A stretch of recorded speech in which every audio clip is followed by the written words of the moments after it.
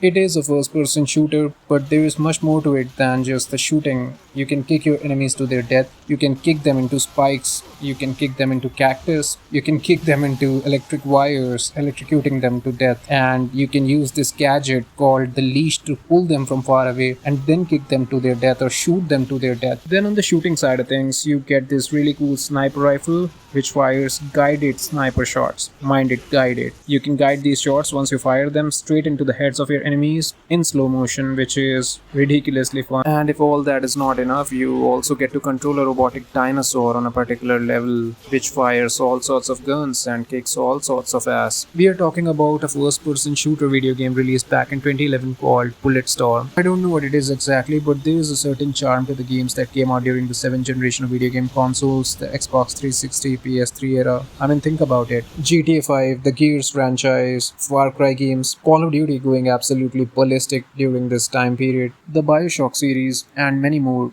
But then there were some lesser known games which had the same charm, which were fantastic, but for one reason or the other, they did not manage to gain the same level of popularity and fame. Games like Binary Domain, for example, Stranglehold, Sleeping Dogs, or the one we are talking about right now, Bulletstorm. It is also one of those. It is a really fun game, but a really underrated one as well. Never got the love that it deserved. It is sad actually. It's a single player, linear first person shooter, but a really good one at that. It's a decent story, good cast of characters, decent voice acting. The graphics are pretty good, especially for the time the title came out in, and has aged gracefully. I mean, it is obviously dated and some areas look worse than the others, but overall it is decent to look at. But it is the gameplay where it's at with these games, and it really shines there. It's a total stress buster that doesn't take itself too seriously. The game is set in the future. You are fighting on an alien planet. You play as a member of a rogue group of soldiers looking for revenge against a military general. You can get really creative while dealing with enemies, which is the most fun part of the game. You've got regular weapons like the assault rifle, shotgun, pistol, the sniper rifle, which is not ordinary here. I mean, you can control the projectile after you fire it. But apart from that, you've got special weapons like the flail gun, which fires some sort of projectile which has grenades attached to it. Then you've also got this weapon which fires explosive bouncing cannonballs, which is fantastic. Then you've got the leash. All the guns and the leash are upgradable. By spending points at a buy station, you can upgrade your weapons. You earn points by being creative with your kills in the game. Every single kill gives you points, and the points are visible on the screen.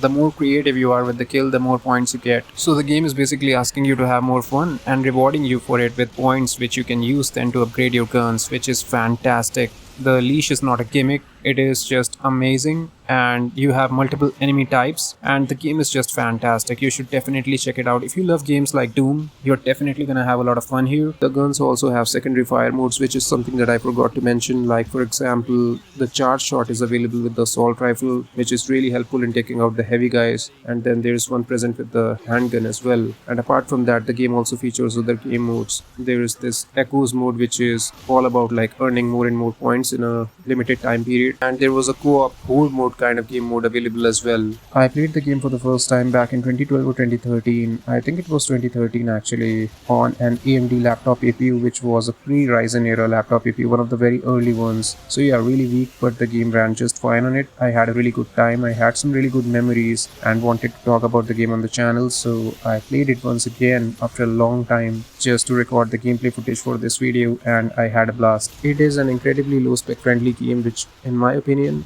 absolutely guarantees you good time, and it is also available on the Nintendo Switch, which is amazing. Just don't expect mind-blowing graphics and you're gonna have a great time. The sound design, the gameplay, the story, everything is really solid, and the game is totally worth checking out. You're gonna have a great time with the combat. It has the heart and soul, you know, it has the charm of that era, and it is an amazing game, totally worth checking out. And if you like videos on underrated games, definitely do check out the video on the end screen on a game called Binary Domain, which I've already mentioned earlier in the video. If you enjoyed this one, do leave a like and consider subscribing, and the comment section is always open. Thank you very much for watching, guys. Peace out.